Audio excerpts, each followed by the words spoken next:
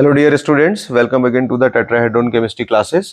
तो आज देखिए पॉलीमर लेक्चर सीरीज में मैं अपना नेक्स्ट आपके लिए लेक्चर लेकर आया हुआ हूं, जो कि आपके एडिशन पॉलीमराइजेशन की सीरीज का ही है।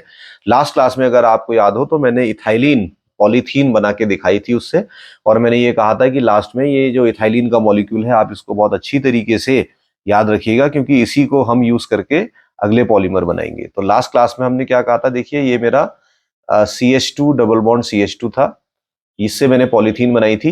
अब हम क्या करेंगे ना, ग्रेजुअली कोई भी, चाहे ये वाला हाइड्रोजन हो या फिर ये वाला हाइड्रोजन, इन दोनों में से कोई भी एक हाइड्रोजन चेंज करके हम विनाइल सीरीज के पॉलीमर बना सकते हैं। जैसे फॉर एग्जांपल अगर मैं एक हाइड्रोजन इसमें से रिप्लेस कर दूं, तो यहाँ पे CH मैंने कर दिया और एक हाइड्रोजन को रिप्लेस करके CH3 बना दिया। तो ये CH3 बेसिकली क्या होता है, यही आपकी प्रोपाइलीन होती है, और इसी को पॉलीमराइज करके पॉलीप्रोपाइलीन बनाया जा सकता है।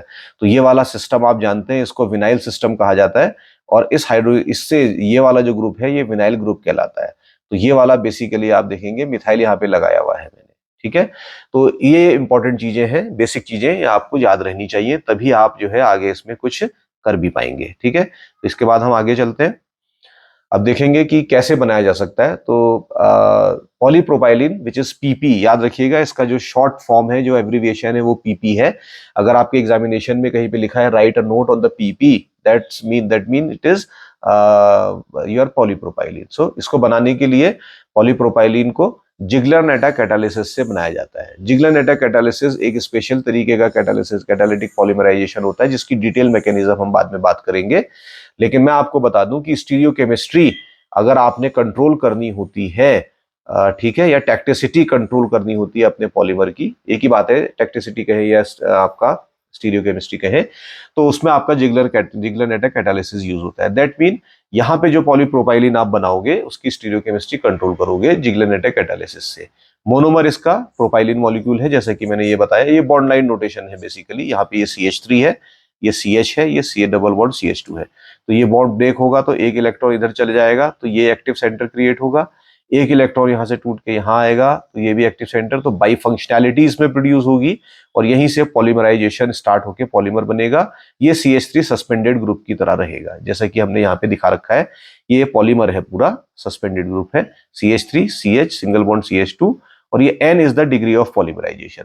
तो याद रखिए, ये मोनोमरिक यूनिट या स्ट्रक्चरल यूनिट कहूं तो वो प्रोपाइलिन का मॉलिक्यूल है, और पॉलीमर आपका ये है। रिपीटिंग यूनिट इसमें CH3 CH single bond CH2 है, ठीक है, this is your repeating unit. और बाहर है डिग्री ऑफ पॉलीमराइजेशन, बाद में हम इसके न्यूमेरिकल भी करेंगे।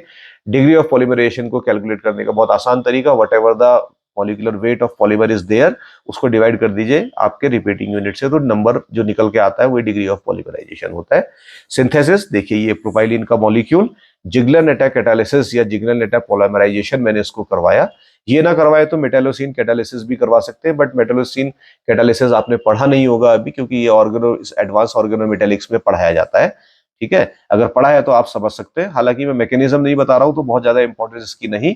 So you can only remember that either जिग्लर-नैटा catalysis or metallocene catalysis we will use in the synthesis of the polypropylene। तो ये polypropylene बन जाता है, क्योंकि ये फंक्शनल ग्रुप कंटेनिंग ये क्योंकि ये डबल बॉन्ड कंटेनिंग ग्रुप है, यहाँ का इसका फंक्शनल ग्रुप इसमें बेसिकली मल्टीपल बॉन्ड है।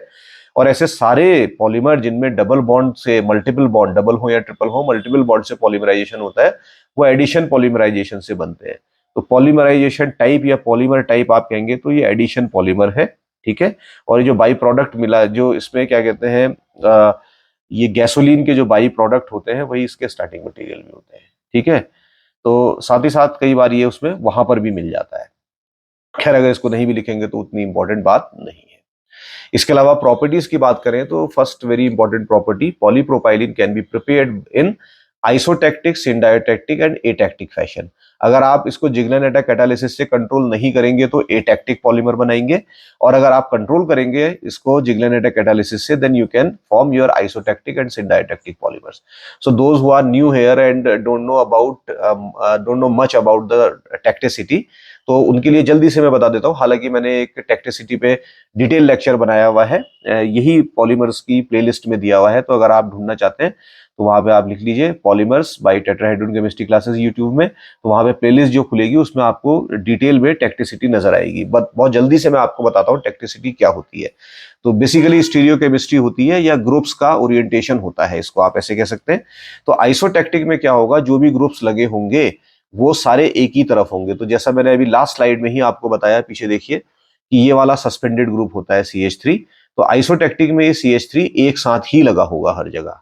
ठीक है, तो वो कैसे लगा होगा, देखिए आइसोटेक्टिक पॉलीप्रोपाइलिन में इसको बोल रहा हूँ, स्पेलिंग थोड़ी सी गलत है, कहीं से कॉपी किया हुआ है मैंने, ये पॉलीप्रोपाइलिन है। तो ये देखिए CH3, फिर तीसरे पे फिर ये CH3 एक ही तरफ, फिर CH3 एक ही तरफ, CH3 एक ही तरफ, CH3 एक ही तरफ, तो सारे ग्रुप इसमें एक ही तरफ है, तो आइसोटेक्टिक पॉलीमर है। ठीक है, इसके बाद इस वाले को देखें आप, तो यहाँ पे आप देख सकते हैं ये आपका CH3 ऊपर लगा है, फिर ये CH3 ये नीचे लगा है, ये ऊपर लगा है, फिर ये CH3 नीचे है, फिर ऊपर है, फिर नीचे है। तो अल्टरनेट हो रहा है, ये पहले नीचे फिर ऊपर, फिर नीचे फिर ऊपर, जिगजैग अल्टरनेट फैशन है। और जहां पर भी ये ग्रुप अल्टरनेट फैशन में लगे रहते हैं, इनको सिन डायोटैक्टिक पॉलीमर कहा जाता है। तो यहाँ पे आप पढ़ रहे होंगे एटैक्टिक लिखा है, ये प्रिंटिंग एरर है, जहां से भी मैंने कॉपी किया उसने ये गलती करी हुई है। और लोकल किताबों में, जो लोकल पब्लिकेशंस की किताबें हैं, उनमें ये गलतियां बहुत ज्यादा देखने के लिए मिलती है, इसलिए जब भी आप पढ़ें तो थोड़ा सा अपना दिमाग भी इस्तेमाल करें। तो बेसिकली ये सिन डायोटैक्टिक है because the presence of the methyl groups are at the alternate positions. लेकिन अगर आप नीचे आ जाते हैं लास्ट वाले पॉलीमर पे, देखिए तो CH3 यहाँ पे ऊपर है, यहाँ नीचे है, फिर ये ऊपर चला गया, फिर ऊपर, फिर ऊपर, तो कोई रेगुलर पैटर्न फॉलो नहीं हो रहा है, और आप प्रेडिक्ट नहीं कर पाएंगे कि ये अल्टरनेट आएगा या एक सा आएगा।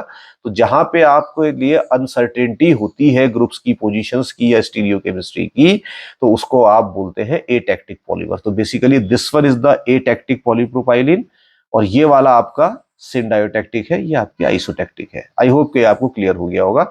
और ये टैक्टिसिटी पॉलीमर्स की प्रॉपर्टीज को ग्रेटली अफेक्ट करती है, इस चीज को ध्यान रखिए। ठीक है, दूसरा पॉइंट है isotactic polypropylene melts at 160 to 170 degree centigrade, and its crystallinity is very very high. तो हाई क्रिस्टलिनिटी कई बार अच्छी भी होती है, स्टिफनेस वगैरह बढ़ जाती है इसमें और हार्ड हो जाता है ये। ठीक, तो अगर आप रिकॉल करें, मैंने आपको लास्ट क्लास में क्या बताया था, जो पॉलीथीन होती है, हाई लो डेंसिटी पॉलीथीन है या हाई डेंसिटी पॉलीथीन है, पॉलीथीन बेसिकली 120 डिग्री के आसपास तक, 130 के आसपास तक आपका लो डेंसिटी जो है वो मेल्ट हो जाता है। हाई डेंसिटी 150 पे मेल्ट होने लगता है। लेकिन यहां पे आप देखेंगे कि आइसोटेक्टिक में थोड़ा सा ये टेम्परेचर रेंज बढ़ रहा है, इसका मतलब इसका मेल्टिंग टेम्परेचर अब ज्यादा है, 160 से 170 डिग्री के बीच में है। तो आप ये कह सकते हैं कि रेंज क्यों है ये, this is very important question, right? Why this range is given here, why not the exact melting point is there? Polymers के केस में कभी भी प्रॉपर्टीज एग्जैक्ट नहीं होती हैं, throughout the polymeric structure properties change होती है, चाहे वो क्रिस्टलिनिटी हो, चाहे स्टिफनेस हो, ठीक है, चाहे लोड बेयरिंग कैपेसिटी, वटएवर, जो कुछ भी प्रॉपर्टीज इसमें रहती है, ठीक है, वो प्रॉपर्टी की रेंज होती है पॉलीमर में, हमेशा याद रखिएगा। ठीक है, ये आपका एग्जैक्ट वैल्यू नहीं होती, इसलिए रेंज यहाँ पे दे रखी है। इसका मतलब क्या है कि कहीं पर अगर 150 डिग्री के आसपास आपने इस्तेमाल करना है, आपने अपने प्लास्टिक को, ठीक है, एक तरीके का प्लास्टिक ही ये होता है, तो पॉलीप्रोपाइलिन यहाँ पे बेस्ट सूट करता है, क्योंकि पॉलीथीन मेल्ट कर जाती है, उतने में पॉलीथीन को यूज नहीं करोगे। ठीक है, लेकिन आप देखेंगे next point, it dissolve in the aromatic hydrocarbons above it's melting point.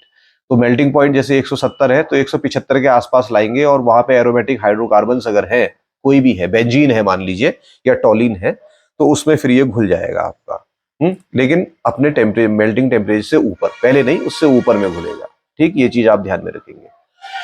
Due to its high crystallinity polypropylene is harder and stiff than polythene. तो पॉलीथीन से हार्ड भी होता है, और साथ ही साथ पॉलीथीन से ज्यादा स्टिफ भी होता है।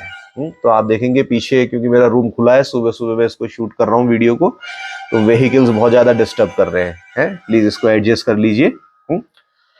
साथ ही साथ आप देखेंगे मॉइस्चर रेजिस्टेंस भी ये होता है, मॉइस्चर बहुत ज्यादा ये आपका एब्जॉर्ब नहीं करता है बिल्कुल भी, जबकि ये प्रॉपर्टीज पॉलीथीन्स में भी पाई जाती है, लेकिन इसमें थोड़ी सी ज्यादा।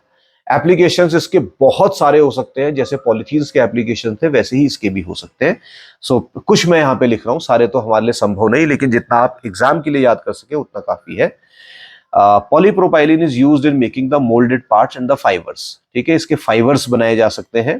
ठीक है, और फाइबर्स के साथ साथ मशीन्स के मोल्डेड पार्ट्स ऐसे, क्योंकि पॉलीप्रोपाइलिन को मोल्ड आराम से किया जा सकता है, तो किसी मशीन के मोल्डेड पार्ट्स बन सकते हैं। और ये जो फाइबर्स से बनाए गए हैं, these fibres are use in the making of the ropes. रस्सी बनाई जा सकती है कपड़ा सुखाने के लिए, या किसी बाल्टी को खींचने के लिए, या किसी और एप्लीकेशन के लिए, तो ये पॉलीप्रोपाइलिन की भी बनती है। दूसरा किससे बनती है आप याद करिए, नायलॉन की भी बनती है। ठीक है, बट पॉलीप्रोपाइलिन की भी बनती है। कारपेट्स जो होते हैं, देखिए क्योंकि ये वाटर एब्जॉर्ब नहीं करता, एक तरीके का प्लास्टिक है, तो आप अपने डोरमेट वगैरह, कारपेट वगैरह इसको डाल देते हैं, क्योंकि आसान क्या है, एक तो ये जल्दी से झाड़े, अगर डस्ट वगैरह है तो आराम से साफ हो जाता है, और ये पानी से सड़ता भी नहीं है, तबकि जूट और दूसरे वाले जो है वो सड़ जाते हैं। तो कारपेट बनाने में इसका यूज है। प्रॉपर ब्लेंडिंग करने के बाद you can also make the blankets by this polypropylene. Handbags, तरह तरह के हैंडबैग्स का मतलब जैसे पॉली बैग्स टाइप के होते हैं, वो भी इससे बन सकते हैं। ठीक है, इसके बाद तीसरा है polypropylene is also use for making the water pipes. पानी के पाइप जो बनते हैं, ठीक है, सप्लाई के लिए, प्लास्टिक के लिए, ये बन सकते हैं। और जितनी भी डिफरेंट मशीन्स होती है, उनका बॉडी पार्ट बनाने में भी इसका इस्तेमाल होता है। लाइक वॉशिंग मशीन का जो फाइबर पार्ट होता है, प्लास्टिक जैसा दिखता है, वो इसी से बनेगा। फ्रिज जो आपका रेफ्रिजरेटर्स है, वो भी इसी से बनते हुए नजर आते हैं। टीवी के पैनल्स भी इसी से बनते हैं। और हॉस्पिटल्स वगैरह में या लैब वगैरह में, चाहे केमिस्ट्री ही लैब क्यों ना हो, वहां पे बहुत सारे स्टेरिलाइजेबल जो इक्विपमेंट्स होते हैं, वो भी आपके पॉलीप्रोपाइलिन से बनाए जा सकते हैं, क्योंकि 150 तक तो ये मेल्ट होता भी नहीं है। ठीक है, और साथ ही साथ आप देखेंगे it is also use in the making of the seat covers. गाड़ियों के सीट कवर, आपकी बाइक के सीट कवर इसी के बनाए जाते हैं। मोनोफिलामेंट्स आप इसके बना सकते हैं, फाइबर है तो फिलामेंट में कन्वर्ट किया जा सकता है। जो प्रोटेक्टिव स्ट्रिप्स होती हैं विंड स्क्रीन पे, ताकि स्क्रैच वगैरह ना पड़े, उससे इसके लिए भी ये यूजफुल होता है polypropylene. And last is the polypropylene finds applications, many applications in the toys. बच्चों के अच्छे ड्यूरेबल खिलौने बनाने के लिए जो है इसका इस्तेमाल किया जाता है। क्लोथिंग में भी ब्लेंडिंग के बाद इसका इस्तेमाल किया जाता है। हाउसवेयर्स भी इसके बनाए जाते हैं। ठीक है, तो ये जो मैंने आपको बताया, तो एक ये समरी है सारी की सारी। हालांकि it is very difficult for you to draw such diagrams in the examination, वहां तो बनाना मुश्किल हो जाता है, लेकिन फिर भी कई बच्चे आर्टिस्टिक जो है क्या बोलते हैं उसको, टैलेंट के साथ आते हैं, तो फटाफट बना भी सकते हैं। तो देखिए, ब्लेंडिंग के बाद टेक्सटाइल्स और क्लोथिंग में यूज है। मास्क ये काफी कॉमन रहा है, आजकल भी चलता है, कोविड में काफी रहा, सर्जिकल मास्क, वो भी पॉलीप्रोपाइलिन का बनता है। ये इसके फाइबर्स हैं। रस्सी हमने बना दी, ये सीट कवर है, ये पैकेजिंग मटेरियल्स हैं। ठीक है, बॉटल्स हैं, देखिए है, अलग अलग तरीके की मशीन्स के पार्ट्स आपके, जैसे ड्रिल मशीन्स वगैरह हैं। ठीक है, प्लास है, पेचकस है, तो उनके बॉडी के पार्ट्स भी इससे बनाए जा सकते हैं। तरह तरह के कंटेनर हैं। ये आप देखिए मिक्सी है, मिक्सी का जो नीचे का पैनल है पॉलीप्रोपाइलिन, वो इसी से बनाया जाता है। ये हैंडबैग्स हैं। So there are many applications. ये कुछ मैंने आपको बताए हैं जो आप अपने एग्जामिनेशंस के लिए तैयार कर सकते हैं दोस्तों। ठीक है, तो अगर आपको लेक्चर समझ में आया है और आपको लगता है कि इसको पढ़ के कुछ मार्क्स आप एग्जाम में ला सकते हैं, तो मेरे वीडियो को लाइक जरूर करिए। और अगर आप चैनल में पहली बार आए हैं तो please subscribe my channel tetrahedron chemistry classes. ठीक है, और मैं आपको अपने अगले लेक्चर के साथ मिलता हूँ। मोस्ट प्रोबेबली वो पॉलीविनाइल क्लोराइड ही होगा। ठीक है, तब तक अपना ध्यान रखें, स्वस्थ रहें, मस्त रहें। Bye bye, take care.